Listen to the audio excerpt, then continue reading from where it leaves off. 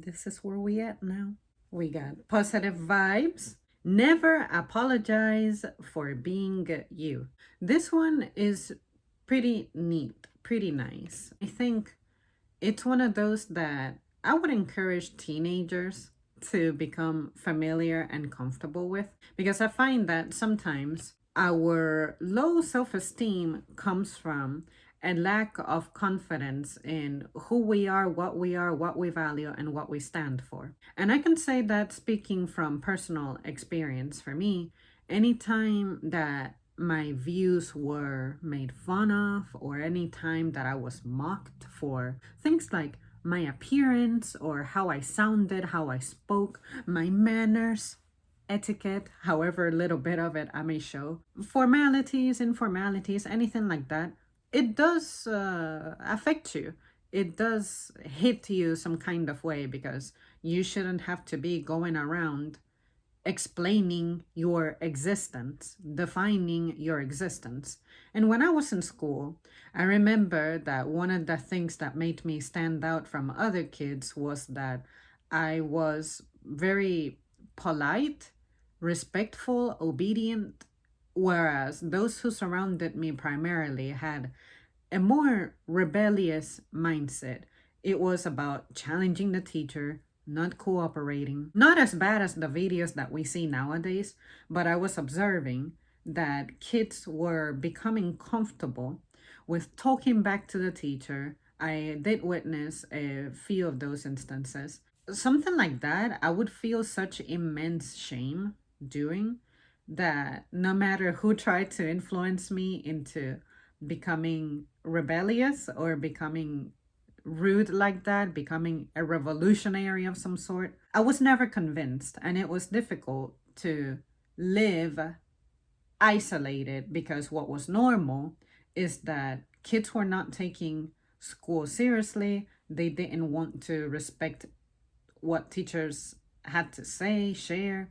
They weren't taking advice, things like that. And I was that one student who I preferred to spend more time with teachers, because I could converse with teachers much better than I could with my peers. And for me, not only did I take school seriously, but I also wanted to gain from it socially as much as I could.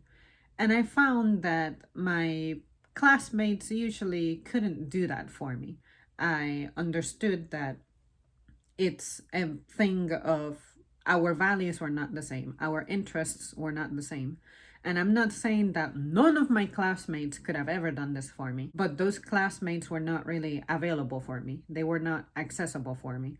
They belonged to, you could say, the society of the smart people, the ones who are really invested in their classes. But the reason I say they were not accessible is because they were taking courses that were different from mine. Even if I would have tried to bond with them outside of classes, our schedules were different. Our lunch periods were different. And it's one of those things that you also see groups that are already pre established, and introducing yourself to one of those. For me, it was daunting. I didn't just want to plow myself into a conversation, even if I would have started it with something like, "What you're talking about, I find very interesting. Do you mind if I join?" I could have done that, but there was that part of me that's like evaluating who everybody is from the sidelines. And I said, I'm not going to fit in. I would rather just be by myself, which I usually was during my lunch period, rather than being in a group that I can tell I wasn't designed for. And I also liked to be selective about how much damage I could withstand.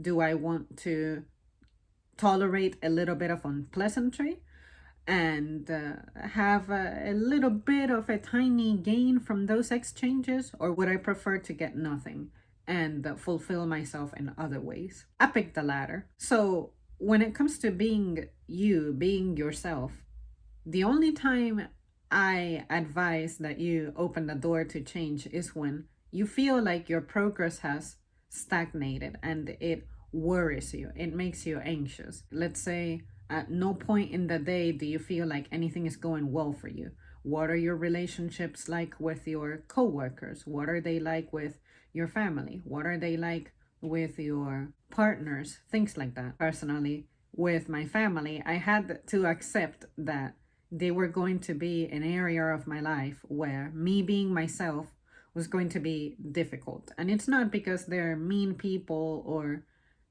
I'm convinced that they don't love me or anything like that. It's just that the time that they come from differs from mine, and I find it hard to exist within their circle. And for instance, the last time I saw my grandmothers on both sides of the family, they're different, but those differences that they have among each other were differences that still collided with my own world. My paternal grandmother is very caring about things like appearance. Let's call her classist. Whereas my maternal grandmother is more of a, you could say, socialite. Like you get everybody gathered at her home for some reason. It's like her home is the HQ of the community. Let it be the gossipers, let it be the place where parties are taking place, things like that. Noise, the drinking, all that. That is exactly not my kind of environment. But that's what she likes. She likes to have the home full at all times. And now that she's up there in age, I doubt that it happens the way that I remember. And a lot of those folks have passed on too. But I'm just saying that there are areas where you can have two different people, but those two different people still have behaviors, values, conducts that don't fit with you, and you'll be questioning yourself. You'll take it personal. You'll think that there's something wrong with you. And I'm here to tell you that as long as you're not hurting anybody and you're not mismanaging your money or you're not abusing people's trust, you'll be fine. Be brave about who you are. Like if you're a simple person, then behave and act as a simple person. If you are that fancy person, make sure that you are the fancy person. Now, if existing like this makes you uncomfortable, then change it. But consider the cost that's going to have. If you're the fancy person, but it's not making you happy in some areas, change it. But consider the consequences that's going to have. You don't get to have it both ways. You have to decide what you're going to commit to.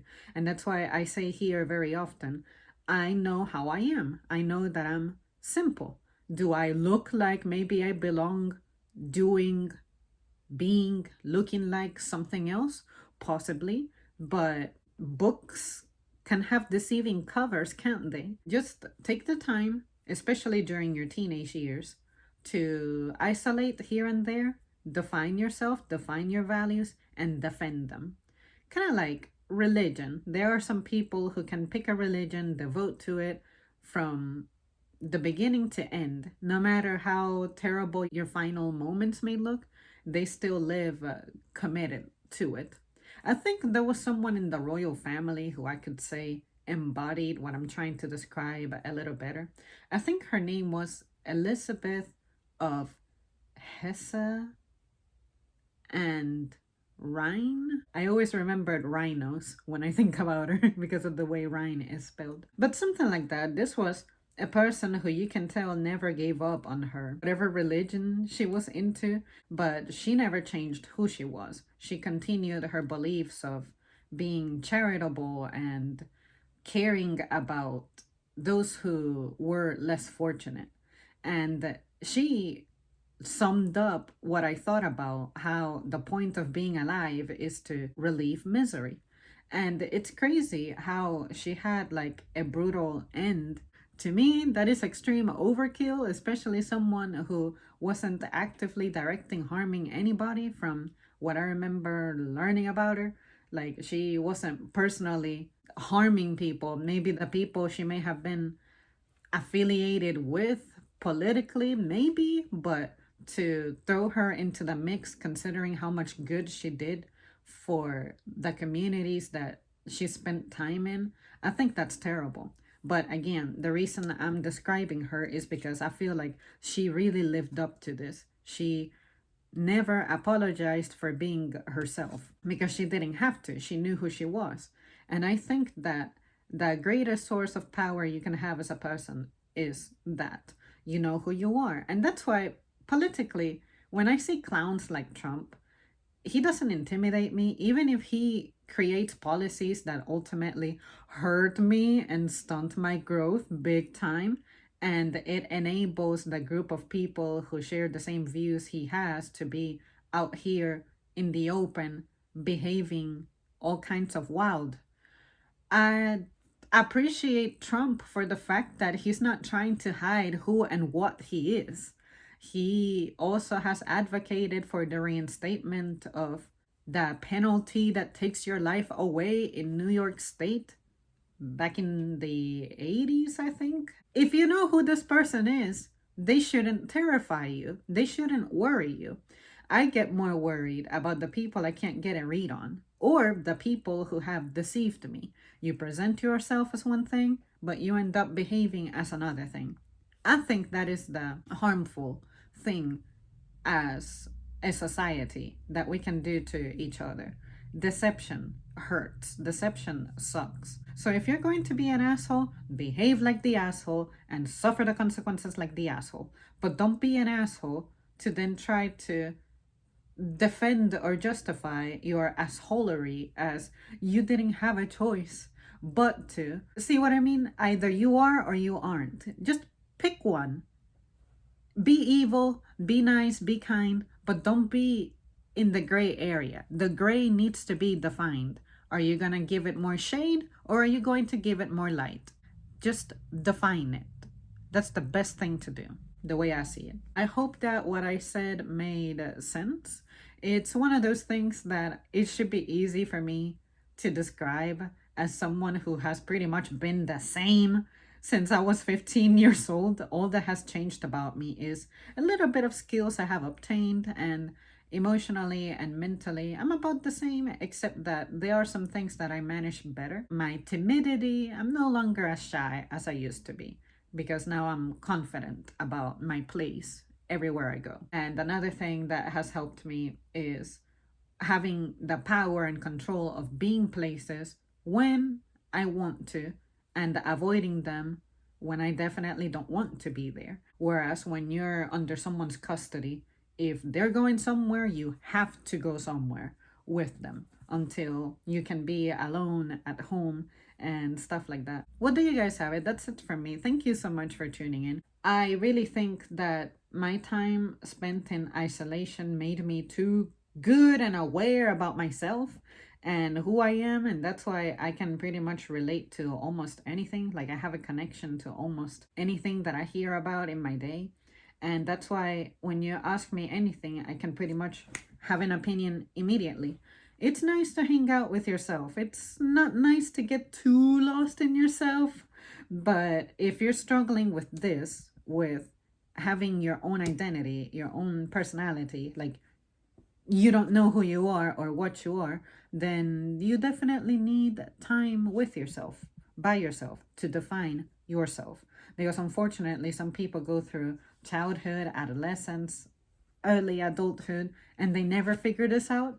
And this comes out in behaviors later down the line. And I think that the sooner you define this, the better. And it can even keep you out of trouble, if you ask me. In conclusion, if you don't choose for yourself, define yourself, somebody else or others are going to choose and define you for you. Don't let that happen. Recovering from that is much harder. All right, that's it. Bye.